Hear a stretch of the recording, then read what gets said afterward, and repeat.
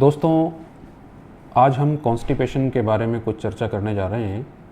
जैसा कि आप जानते हैं कि कॉन्स्टिपेशन का अर्थ विभिन्न विभिन्न लोगों के लिए अलग अलग प्रकार का होता है।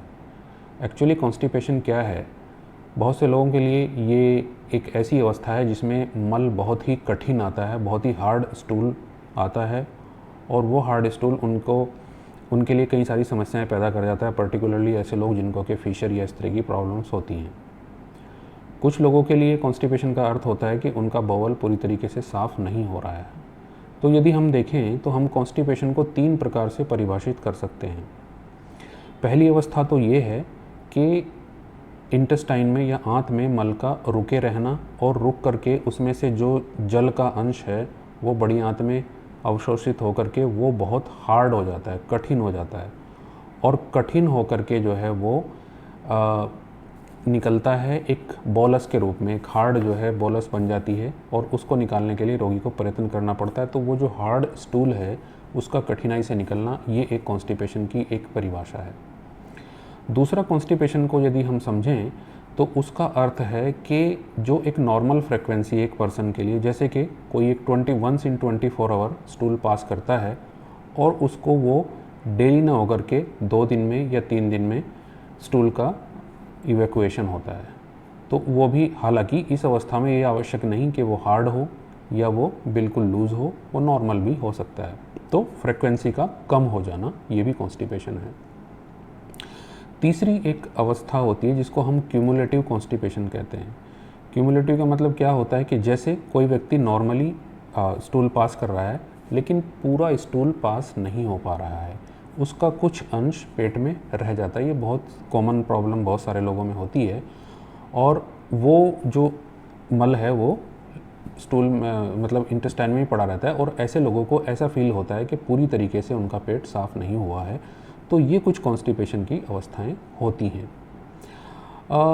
निश्चित रूप से यदि कॉन्स्टिपेशन किसी व्यक्ति को होता है तो उसमें एक फ्रेशनेस की अभाव होता है, प्रॉपर एनर्जी नहीं होती है और कुछ लोगों को सिर में दर्द का होना, पेट में गैस का बनना, गैस का पास होना, पेट का डिस्टेंशन फूलना, इस तरीके की समस्याएं एक कॉमनली ये देखने को मिलती है। तो जब हम इसके कारणों के ऊपर चर्चा करते हैं तो यहाँ जो कारण होते हैं, एक तो पहला हो गया डाइट, कि जो डाइट हम लेते हैं, अल्टीमेटली जो डाइट हम खाते हैं उसी का पाचन होकर के उसी से मल बनता है।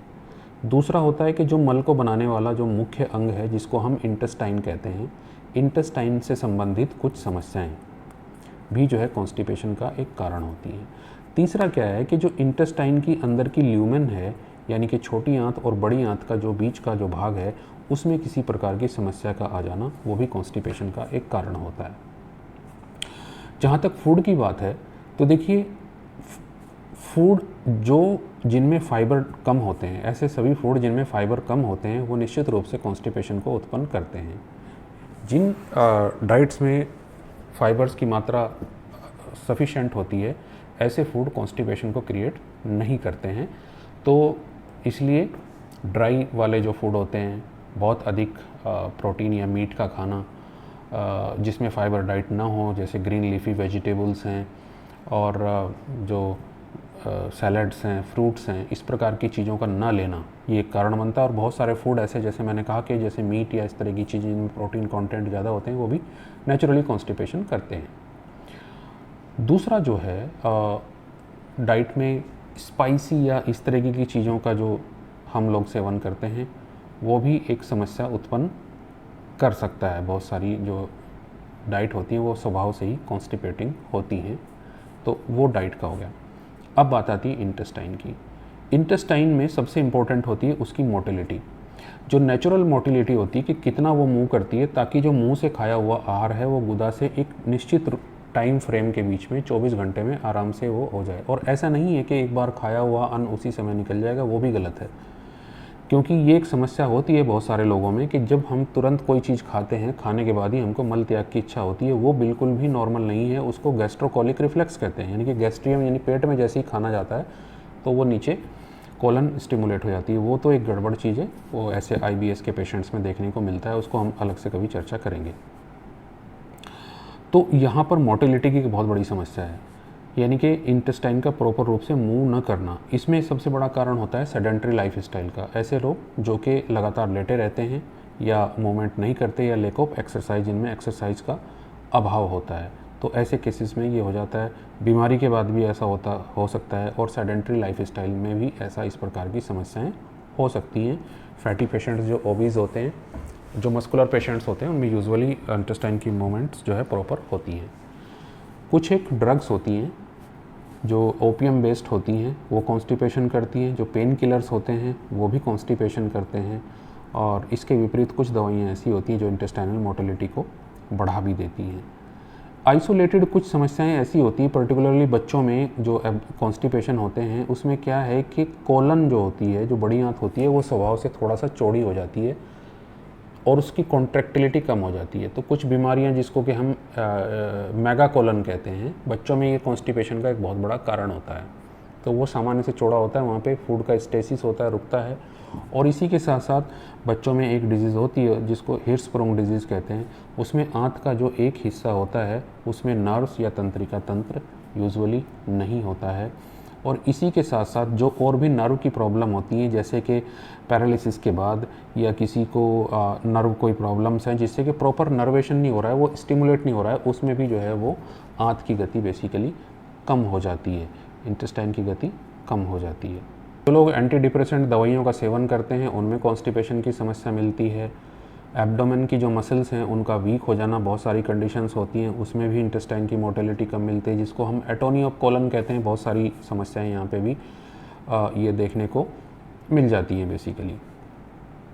इसके बाद जो है जो तीसरा जो कारण होता है वो होता है कि लीवर और जो हमारे एंजाइम्स के जो सिक्रीशंस होते हैं, किसी कारण से वो कम हो जाना, ये भी एक महत्वपूर्ण पार्ट प्ले करता है। हालांकि बहुत सारे लोग इसको नहीं मानते हैं, लेकिन लीवर के जो एंजाइम्स हैं वो लीवर से बाइल का सिक्रीशन होता है जो फैट का डाइजेशन करता है। इसी प्रकार से पेनक्रियास से कुछ प्रोटीन के डाइजेशन करने वाले होते हैं। तो इनकी भी जो अगर प्रॉपर सिक्रीशन नहीं हो रहा है तो भी कॉन्स्टिपेशन की समस्या हो जाती है। एनग्जाइटी, डिप्रेशन, साइकोलॉजिकल जो प्रॉब्लम्स होती हैं, इसमें भी कॉन्स्टिपेशन की समस्या देखने को मिलती है।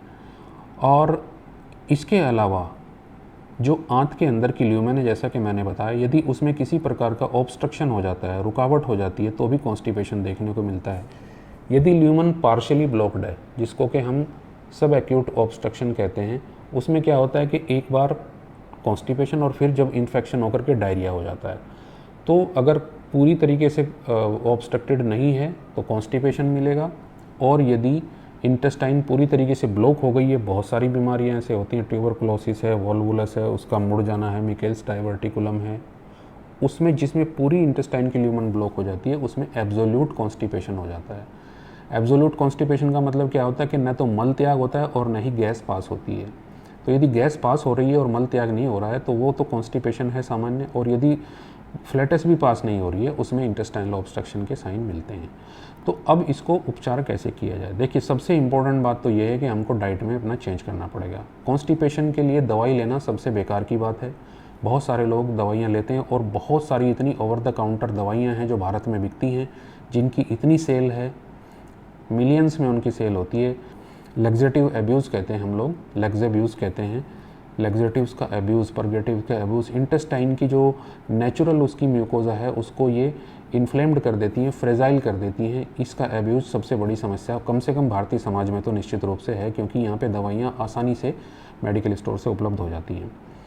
तो कभी भी बहुत अधिक जो लग्जेटिव्स या परगेटिव्स होते हैं उनका यूज़ कभी कभी करना चाहिए, ऑफ एंड ऑन। कभी अब अगर आपको ज़्यादा प्रॉब्लम लग रही है तो आपने खा लिया, बट बहुत रेगुलर यूज़ करना मेरे विचार से जो है ये उचित नहीं है। तो हमें डाइट में चेंजेस करने पड़ेंगे। सबसे पहले हमको फ्रूट्स और वेजिटेबल्स डाइट में बहुत अधिक मात्रा में लेना पड़ेगा, पानी ज़्यादा पीना पड़ेगा। और इसके अलावा हम ऐसी चीज़ें लें, ऐसी फूड लें जिसमें कि फाइबर रिच डाइट्स होती हैं बहुत सारी, जैसे दालें हैं और वेजिटेबल्स हैं, ये बॉइल्ड वेजिटेबल, मिल्क, घी हम ले सकते हैं। इस प्रकार की चीज़ों लेने में कोई प्रॉब्लम नहीं है। मीठा कम ही लेना चाहिए, मीठा खाने का कोई बहुत लाभ नहीं है। Exercise, particularly walking, brisk walking, sprinting, ये अवश्य करना चाहिए। और साथ ही साथ यदि कुछ एनग्जाइटी या स्ट्रेस है उसको लेवल को कम करना चाहिए। तो ऐसा करने से नेचुरल तरीके से ये चीज़ें ठीक हो जाती हैं। फिर भी यदि नहीं होता तो कभी कभार इसबगोल आदि चीज़ों का, जो कि बहुत नेचुरल सी चीज़ें हैं, या त्रिफला, इसका कभी ना कभी यूज़ किया जा सकता है, बट बहुत रेगुलर लैक्सेटिव का यूज़ नहीं करना चाहिए। Thank you very much.